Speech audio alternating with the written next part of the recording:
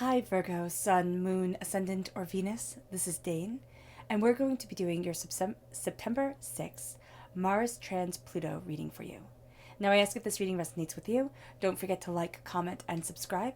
If you're interested in any of the cards that I'm using, they will be listed and linked in the description box below. Now, before we begin this reading, let us clear the energy space, raising our own energy vibration and releasing any negativity.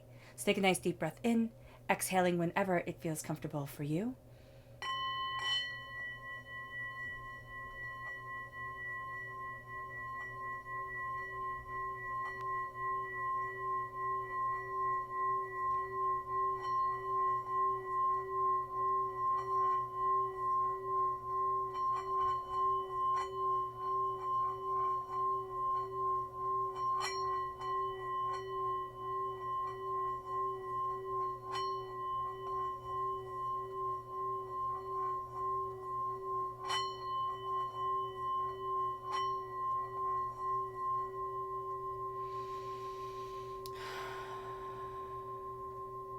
Releasing all negativity from the body like storm clouds. Letting yourself feel calm, centered, and at peace as we enter into this safe and loving space. Let's let the bowls sing as we see what the tarot has to say.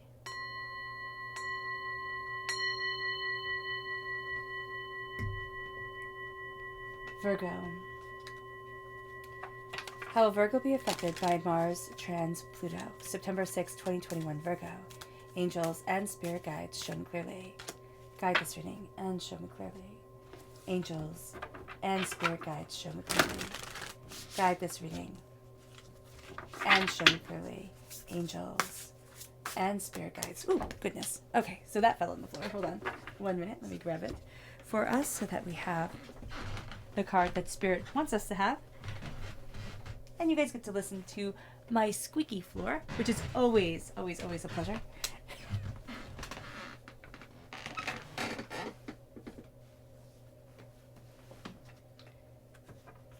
Angels and spirit guides show me clearly. Guide this reading and show me clearly. Angels and spirit guides. Angels and spirit guides show me clearly. Guide this reading and show me clearly. Angels and spirit guides. Fantastic. Now at the bottom is our rooted self. The left-hand side is our inner self. The middle, our heart, our emotional self. The right-hand side, the public arena, the public self. So let's see what the cards have to say. We have Temperance, which is Sagittarius energy.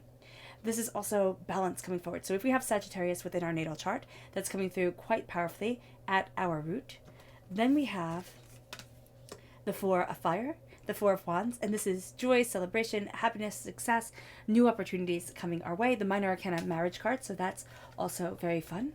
We have the Knight of Swords, air sign energy, Gemini, Libra, Aquarius. If we have air sign energy in our chart, that's coming through very powerfully at our heart. Our mind and our hearts are coming together. And then we have the Five of Pentacles. And the Five of Pentacles is saying, stop the poverty mentality. It's time that enough is enough. And as we stop the poverty mentality, we get to see ourselves come forward in a way that is beautiful. Yeah.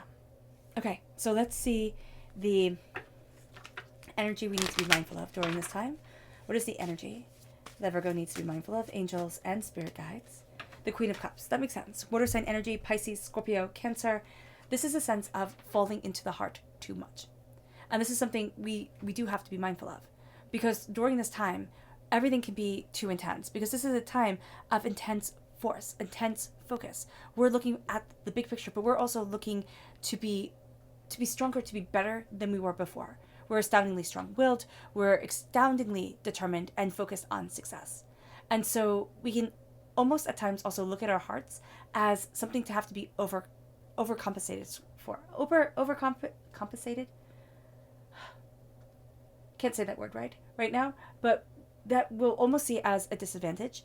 Our hearts are not disadvantages. We just cannot let our emotions run wild. We have to look at what we need, what our heart is, who we are, what we love, what we want. And that becomes very powerful for us.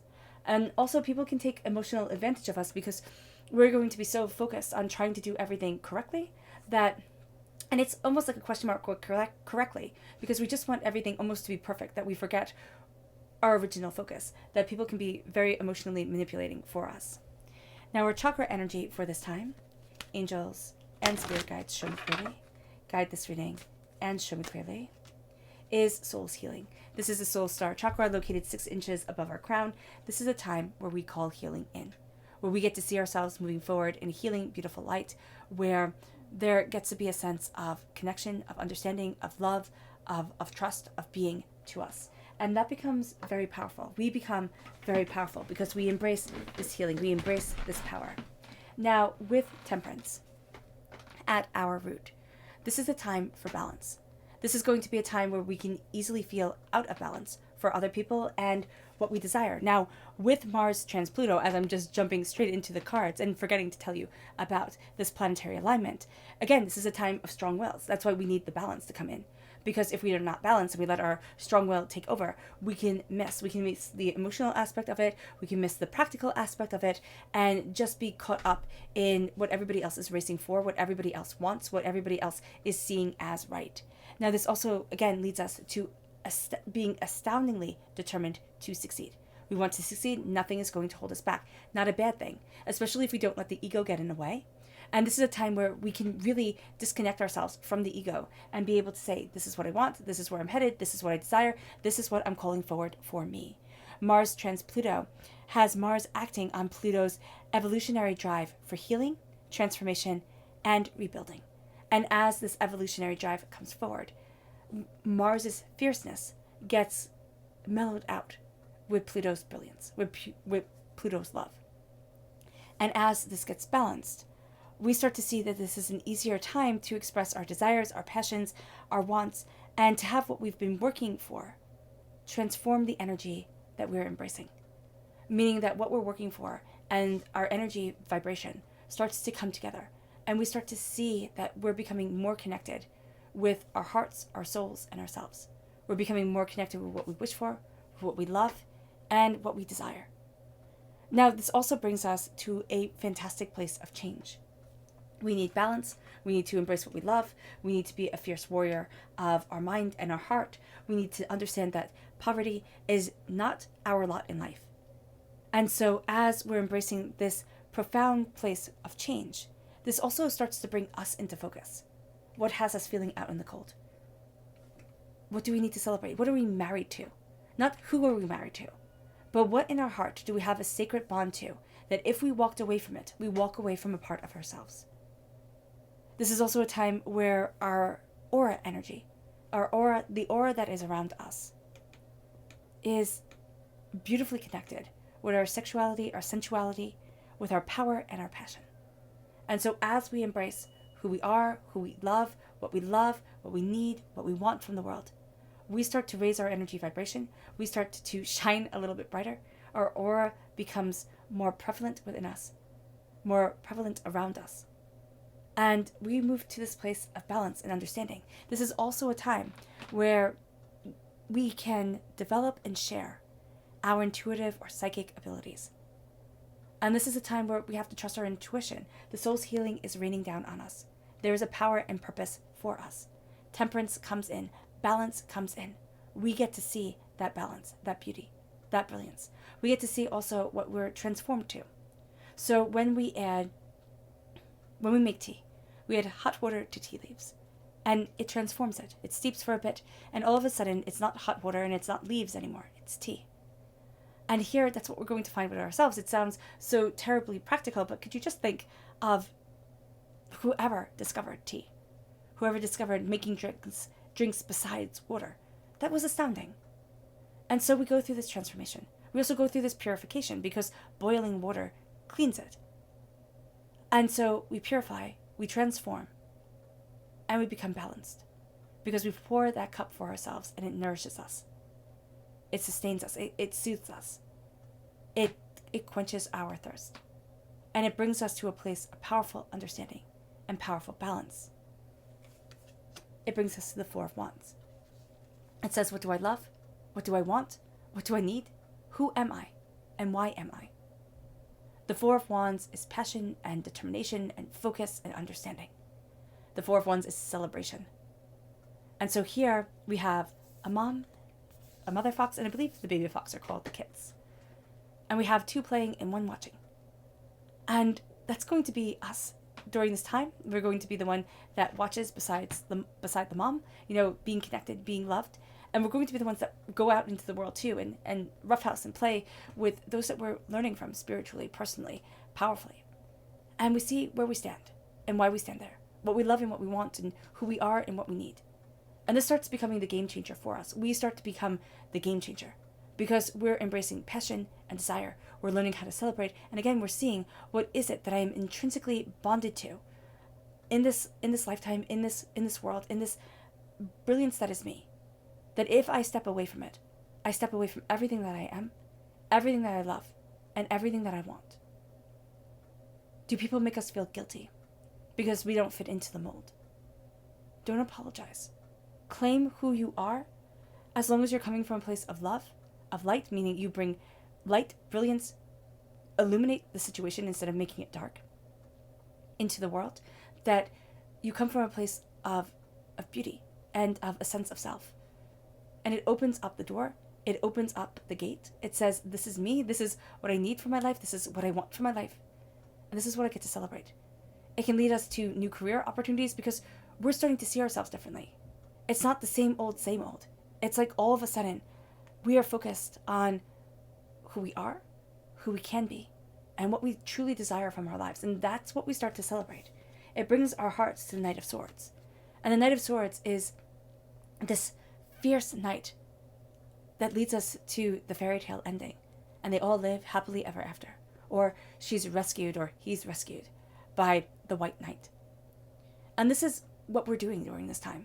We are embracing this fierceness of personality, this fierceness of desire, to say I'm cutting through the doubts and the fears and the negativity. I'm cutting through all the words and all the nonsense that can be or might be or would be. And I am embracing who I am, what I need, and what I see for myself. I'm charging forward. I'm cutting through the poison. I'm slaying the demons that are about me, the dragons, if we want to call them that. And I'm ascending. I'm ascending in my energy vibration. I'm ascending in my beauty, power, and passion of self. I'm ascending. And that ascension brings me power.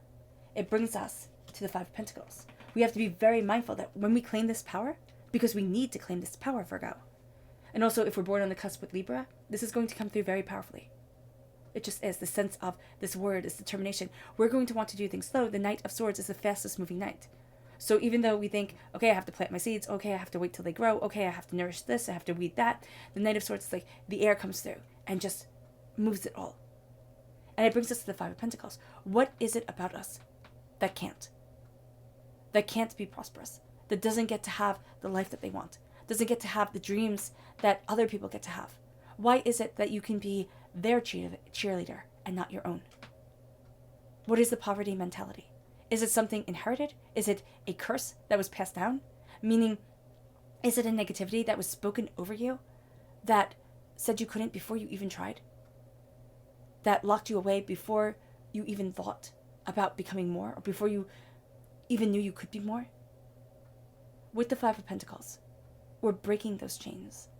And we're saying, no, I get to embrace blessings, prosperity, and bounty. I get to have the life that I want, not the life that somebody is making out of me, for me. And that becomes the game changer. The ferocity, the fierceness, the focus, the understanding, it leads us to our subconscious chakra energy. Not chakra energy, our subconscious energy to be mindful of. And that's the Prince of Pentacles. Be mindful of words hidden. Be mindful of hiding our faces and wanting to shy away and not being able to embrace. Be mindful of those who want the money but can't come forward with the talk, with the expression, with the understanding. Be mindful. Be mindful of the way that you're moving forward. Be mindful of the seeds that you've planted and what you desire. Be mindful not to just see the money and not to surround ourselves with people who just see the money.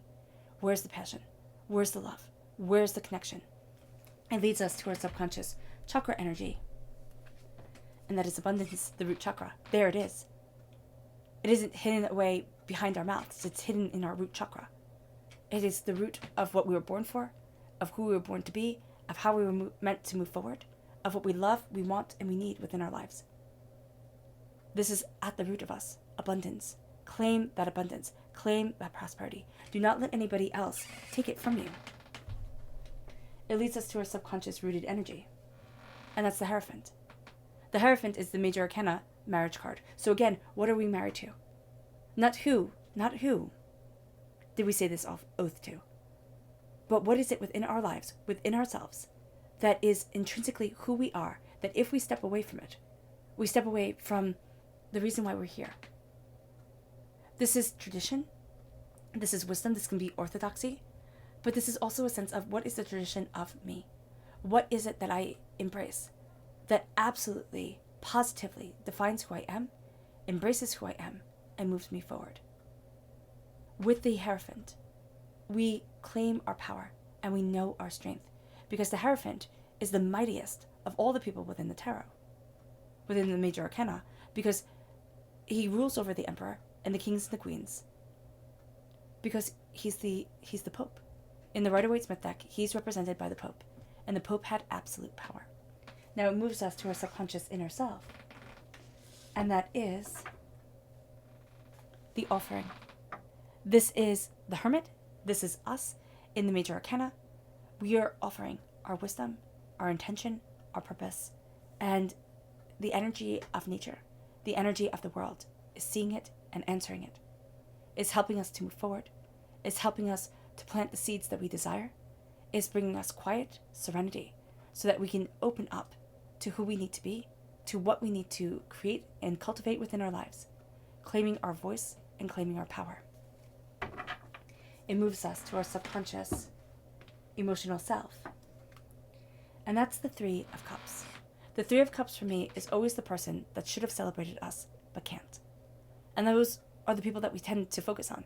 The person who raised their glass and yet couldn't follow through. And so here with the Three of Cups, we look at that openly and honestly. And we say, I see you. I see what you weren't able to do, and I see what you were able to do. And the fact that you left doesn't define me anymore. We have people in our corners, or we have our angels and our spirit guides and divinity to guide us and lead us. We don't need to be living to prove to anybody else what we can do and who we are. It brings us to our subconscious public arena message, and that is the Six of Cups. The Six of Cups is not falling into only thinking about the past, but enjoying the beauty of this moment, and also enjoying beauty and laughter and just being fun little otters, having fun, letting ourselves play. Because remember, we cannot play as human beings if we do not feel safe. And so we call forward our stability, our security. We name things in a way that brings us safety and understanding within ourselves, within our dreams, within what we desire. And we move forward towards that, not living in the what could have happened, what should have happened, but what is now, and the brilliance of laughter, the brilliance of joy that gets to be a part of us. All right, Virgo, I hope this reading has resonated with you. I wish you nothing but light, love, peace, and happiness. May harmony always be with you.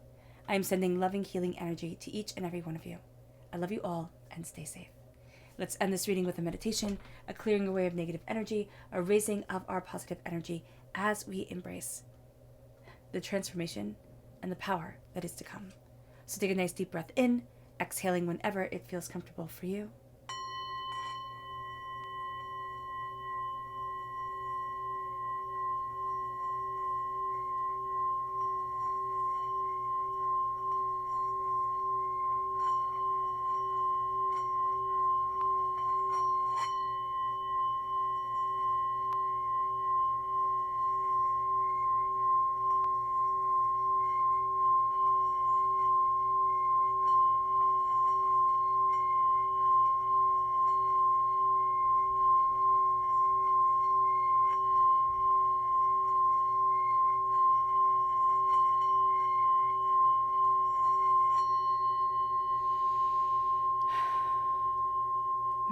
forward in peace and in harmony, Virgo.